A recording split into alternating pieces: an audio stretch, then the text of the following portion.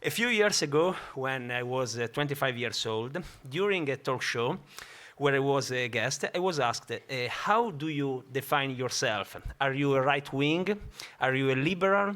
Are you a populist? I'm a conservative, I replied. How can a young man of 25 call himself as a conservative? A journalist in the studio replied. At your age, you should want to change everything. You should want to be a revolutionary.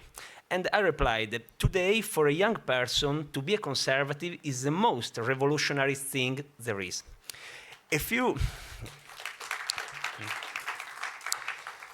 few years later, so today, I'm more and more convinced that today the true revolutionary is the conservative. Not revolutionary in the Jacobin sense of the term that aims to raise secular values and traditions, but in the vision of German revolutionary conservative thinkers, according to which it is necessary to rediscover values and ideals that have been lost in our age. Indeed, for a young person today, being progressive is much more convenient than being conservative. It is easier in social life, in work, in relationship, in cultural life. For a young person, being leftist is the quickest and easiest way, but the fastest way is not always the right way. In reality, today, the proposals of the conservative world are the most correct ones to respond to the great challenges of our times.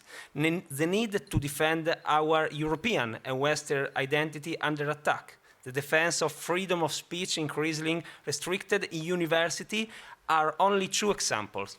Today, many Western universities, instead of being places of confrontation and dialogue, have become propaganda sites for pro-Palestinian and anti-Israeli positions. Organizing a conference to tell the reason of Israel in a public university today is almost impossible due to the protest from extreme left-wing groups, and this is quite unacceptable.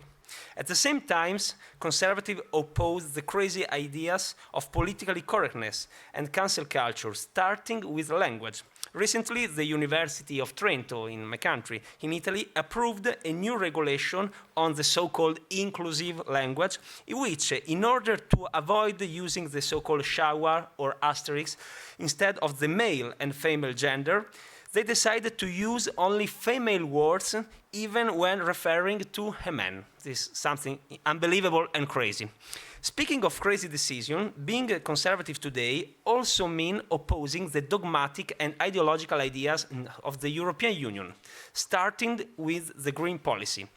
In any case, examples can be numerous, from the European Union's inability to respond to the challenges of immigration to its inconsistency in foreign politics.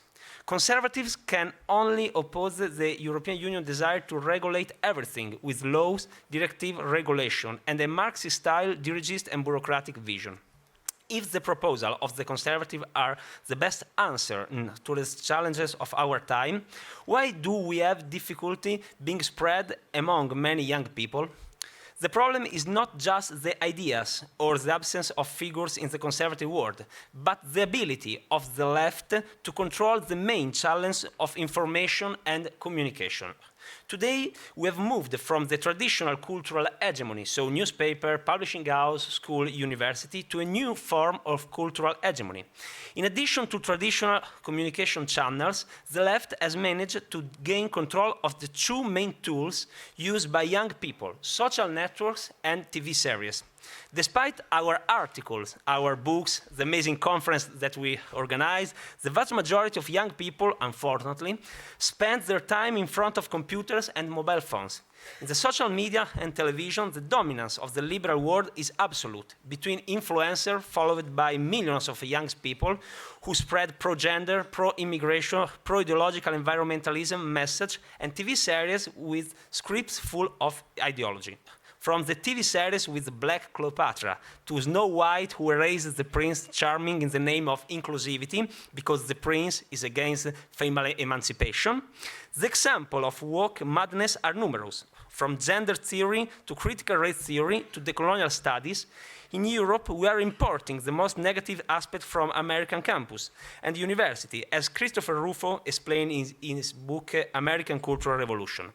The left has realized that in order to win the political battle, it's first necessary to win the cultural battle, as Gramsci taught, and as the Argentinian conservative philosopher Agustín Laje explained in his book, La Batalla Cultural. When I use the expression cultural battle, I'm referring to the need for conservative work to make themes, topics, figures close to a conservative sensibility, appealing to young people. To make conservatism attractive to young people, we need to make it cool. This does not mean proposing liked or easy content, but managing to spread ideas and values dear to the conservative world with communication and language that reach young people. The European elections are politically a turning point, with the aim of excluding the left from the European government. But a positive outcome would still not be enough, if not linked with the change also from a cultural point of view. The current European Union has in recent years become the promoter of an ethical and value drift in the name of inclusiveness, resilience. I don't understand what means resilience, but it's probably my fault. But they really use this word resilience, and the respect for minorities by promoting a multicultural model that is in fact a failure. This is why today conservatives must promote the concept of freedom, challenged by some European institutions. First of all, freedom to move and choose the car we want, against the European directive stopping the production of diesel and petrol engines in 2035.